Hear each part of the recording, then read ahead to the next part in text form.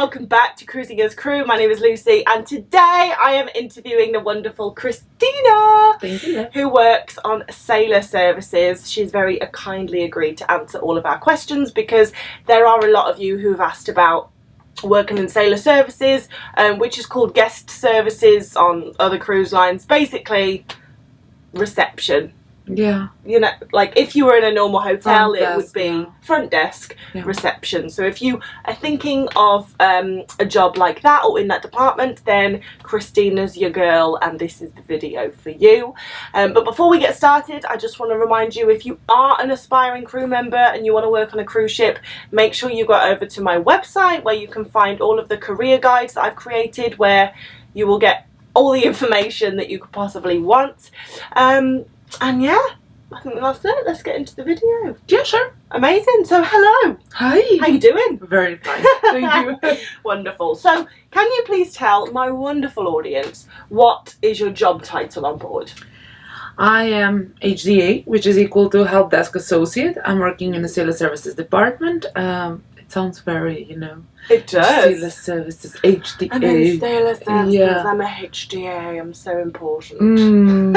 It sounds. Basically, you're going to be kind of bottom of the chain, but it's okay. But it sounds good. Yeah, so fine. it's good.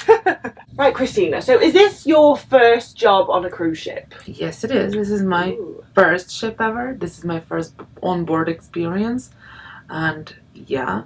How long have you been on board for? It's 2.5 months right now. Okay. So it's very Very new still. Very new still. This is very walking on the eggshell still about some things. Yeah.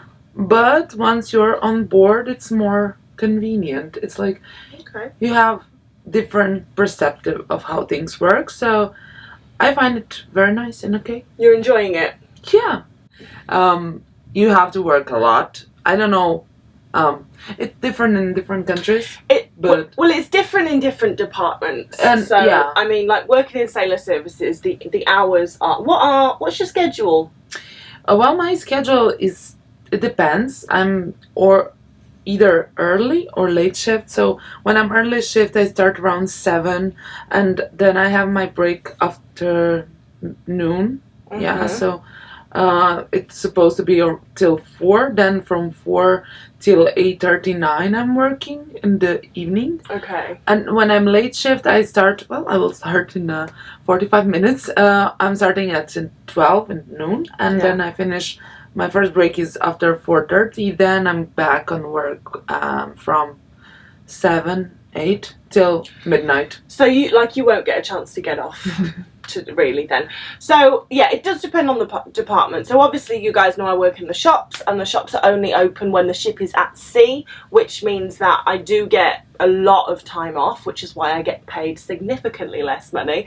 But it's fine, you know, gives and takes. So yeah, it does depend on what department you work for. Like some work a lot more than others, and you know, some you get a lot of time off. So you know, when you are looking at what job you want to do on cruise ships, that is something you are going to have to find out and research. If time off is something that you are looking for, I mean, that sounds stupid. Of course everyone wants loads of time off, but if you're coming on board ships to earn money and save money, or are you coming on board to see loads of places? So that's kind of the thing that you have to choose between. Yeah, it depends what you want, what you're looking for in this job. Are you looking for just voyaging and working, so you're very easygoing? Okay, you can do that, but you choose department accordingly. Then if you're looking for improving your skills, expanding your knowledge, then you look in a different department, and you are going to be prepared that you're not going to get a lot of free time. So what made you choose this department? Well, I was working in hospitality industry before I was studying hospitality. So actually that's because you have done this job on land, is it very different on board a ship? No, it's not. I mean, it's not in the sense that you're working and dealing with people every day. So you're dealing with their basic needs and their questions and their concerns. So in that sense, you're help desk associate, which is equal to front desk receptionist. You're there to answer their questions, to help them understand how everything works, and yeah, it's pretty much same. But in sense of the job description, it's like when you're comparing it to the hotel job, you don't have a short side on hotel like everything is all encompassing. Yeah. When here we have it's kind of difference that you are meeting, but you kind of have two different companies where the communication, and this isn't just a Virgin issue. I think this is cruise ships and like all cruise companies. Like there's a definite disconnect between the cruise ship and the head office. Yeah. So it's and that affects you as a employee. Yeah. Yeah, especially sailor services, because you're like the first point of call if they have an issue. Yeah. It is. So you're basically putting out fires all day. Yeah. So one of the things about sailor services, what you should be prepared of is you have to have a lot of patience. You have to have a lot of understanding. You have to put your nerves down and to understand that this is whole new thing for them. Even if they're cruising for a life, it's whole new thing. It's everything for them is different, and you have to be very approachable. You have to be like all your emotions. That's a part of the job. So if you have emotions which are your own, right, you have to cut them, and you are there for sailors, so you need to be. Okay, so if you're an emotional person, you'll probably find this job quite tricky. Yes, that's correct. Okay. That's a really good thing to know. If you cry easily when someone yells at you, then maybe this job isn't for you. Right. Anyway, we'll move on to the next question. Sure. So how did you apply for this job? Did you apply directly through the cruise line, or did you go through a recruitment agency? I went with a recruitment agency because. With what agency? A recruitment agency. Yeah, a recruitment agency with it's one agency from Croatia. I just decided I want to do thing on board. So I was like, why not? It's just the right time. I had my mindset on it, so let's do it. And I got in touch to the agency through the LinkedIn page of theirs. Right. The part of like coming on board, it was a little bit tricky in the sense that you have to pass some steps, but it's okay. How long in between getting the job and getting on board? Around 2.5 months. Oh, that's all right. That's pretty normal. Yeah, it was very quick in a sense. I was assigned to one ship, then they reassigned me to another. Yeah. That happens. Oh yeah. I was prepared for that because I've been watching videos. And I've been talking to people who were on board, so I was prepared of that. So yeah, it was very much okay. So what is a normal sea day like for you? Actually, no, we'll go from embarkation day. What is a normal embarkation day like? Let's go from embarkation day. I'm sure that's your favourite day. Yeah, it is. It is a day. It's D-Day. It's D-Day. Okay. Well, we're working in a ship where we have every 5 or 4 days we have like 2,000 people coming again and again and again and again. So what that means, firstly we have to go with the disembarkation because it's from the beginning of the day. First we are disembarking 2,000 people, and it's a procedure. You have to, have a crowd management there, so we are a lot involved in that. Oh, are you? You're doing part of the crowd management? Yes. Please go this way, go there. So what time does that start for you? For us it starts at 7:30.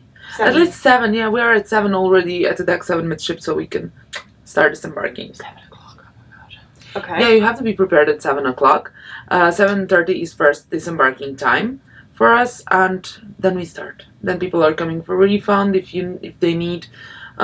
They're asking questions about what they need when they come off the ship and everything. Yeah. So yeah, we are basically answering them and refunding them if needed. Doing crowding management. So if we see that there is a line, we do management. Course. Yeah. So once everyone's off the ship, it's around 11 a.m. and then we are having like in between time to prepare ourselves. It's very calm before the storm. Yeah, it's always very quiet before the storm. Then we are starting usually embarkation day at 1:30. something like that. Mm-hmm. And so do you have some time off in between that? It depends. If you're early shift, yes. Okay. If you're late shift, not really, but because we need to cover, because there is back-to-back thing. Back-to-back is sailors who are going with us on the second voyage. Like, they've been with us today. Oh, of course, yeah. Yeah, and they're staying on. They're staying on, so we need to be there for them. So someone has the break, someone doesn't. So okay. But usually we're having that. But it's in like rotation, I'm assuming. Yeah, yes, okay, that's fine. Is. So you have quiet time, and then the chaos begins, and everyone starts embarking. Everyone starts embarking, and everybody will come to Sailor Services first. So what are we doing there? We are helping them about their accounts, about if they have some questions, how the app works. Yeah, so people come on board. And they, like you said, they go to Sailor Services first. It's like their first point of call to say, like, my app's not working, generally. Yeah. But it's interesting. So the app, it usually crashes, or it usually is slow on the first day, because there's this surge of, like, users. Everyone is trying to use the network and the app at the same time. And we know, in a perfect world, you know, it would work, but it doesn't, and it needs time to think about things. So I mean, it's hard for human to perceive that much information, and for supervisional intelligence sometimes it gets growly. Yeah.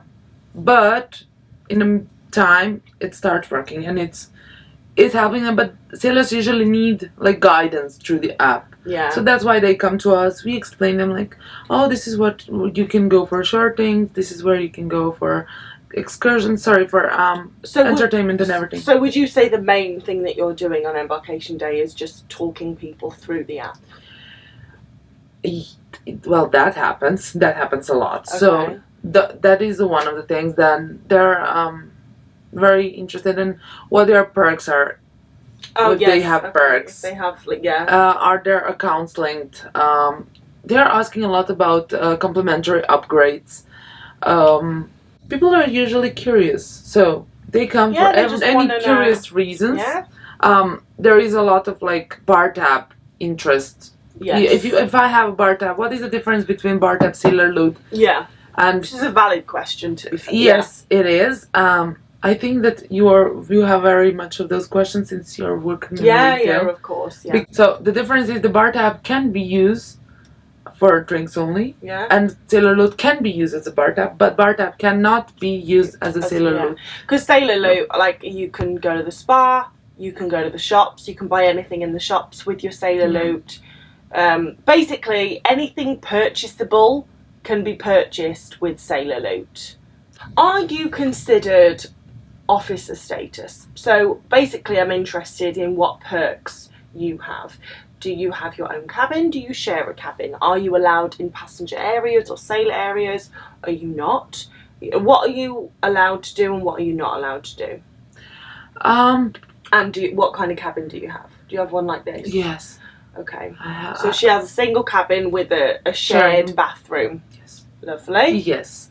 Well, I was prepared for this, and I got this. Wonderful. I don't have any particular perks. I'm pretty much equal to all of. To be honest, Virgin is very.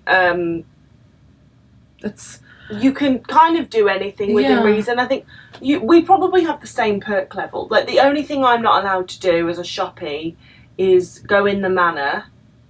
I don't know, even if I'm allowed to. I'm not allowed to go in the manor. As in, I can't go and like party in the manor. Obviously, I can just walk through there, but I couldn't go and be like, night out, bitches, woohoo! How long are your contracts? My contract for now is 6 months. 6 months. There are some rumors that HDAs firstly do 5 months then. But I think that we're going to do 6 months. Then vacation will probably should be like 2 months. Yeah. So, yeah. I mean, it's 6 months contract. Great, yeah. If you can do it, yeah, sure. I think 6 months is, for me, I've found that 5 months is like the perfect. Yes. Like 5 months, you're excited to go home, but like you could do more. Yes. You know? 6 months, you're you're fine, but you're like, I'm ready to go. Yes. And 7 months is like, I hate it here. I need to get home. off. So yeah, if you ever get the chance to do a 5-month contract, yeah, we advise you to do a 5-month. I think that they really like think about contracts in a sense. Like, I think that they understand which job is for which amount of time. I know that some our colleagues, crew members, have like even 9-month contract, and that's. I think that is horrendous. I've done enough. When I worked for Steiner, I did 2 9-month contracts. The first one was actually 10 with a 2-month training, so it was effectively a 12-month contract. But I think the chefs and any, the barman, the waitresses, the chefs should do 4-month contracts. Yeah. A lot of them do 9-month contracts. Yeah, they need recovery. And it's not good. No, they need recovery, definitely. So yeah, I think, because they work ridiculous hours, and they work hard. So like, I think if I could change anything about cruise ships and like schedules and stuff, I would say all chefs, all barmen, all waitresses, housekeeping team should have the option to do a 4-month contract. Some people would extend. There are obviously there's always going to be people who are like, no, I want to work as much as I can, but I think they should have the option to do a 4 or 5-month contract. I don't think anyone should be made to do a 9-month contract, because it's just too long. I mean, if you're a crew member, or if you're a passenger and you've cruised before and you've met someone and they're on their 9-month, they're a shell of themselves. Like they're not there. They're not right in the head. No. Well, honestly, when I got home from my second contract with Steiner, I was like, honestly, exhausted. I was. I think I slept for about 2 weeks. Like I didn't get out of bed for 2 weeks. Anyway, we're getting off topic. So I know you mentioned it a little bit earlier, but what are the top 3 skills that you would say are needed to work in sailor services or front desk of a cruise ship? Well, you have to be mindful. You have to be patient. And let's say empathetic. That's empathetic / sympathetic. Yes. It depends. What do you need to be mindful of?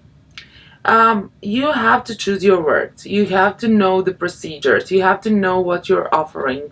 You have to know how to talk to sailors, which words you can use, in the sense like everything that you say can be mistranslated, misinterpreted. Yes. So you have to be very careful. Diplomatic. Yeah, everything is very like. It's understandable because all of us are very different. I'm not saying like the sailors are like. No, I know. But you have to, you have to think about that there is a person which is across you, and you have to, understand that and approach to that person, because we are all individuals, and you have to. And you have to be mindful in a sense like, okay, this is what I can offer you. You never make promises. Never. Even, I mean, I practice that in my life, but don't make promises, especially when you're in service, because you need to advise to know what actually you can give to someone and what you cannot deliver. So, very important, So no promises. Oh, no promises. So no promises, empathetic, and patience. I would say those are top 3. Those are top 3, and be less emotional. I don't think I could do it. Like if you had someone screaming at you, I don't think I'd be able to. Those are keep my cool. Those are escalations. We deal a lot with escalations because one thing about sailor services, you have to be prepared that you're going to get a lot of complaint about everything and anything. It goes like that. You have to. I'm a very positive person. I'm very outgoing. I'm very socializing, and I like that. I like positive energy. I like people in general.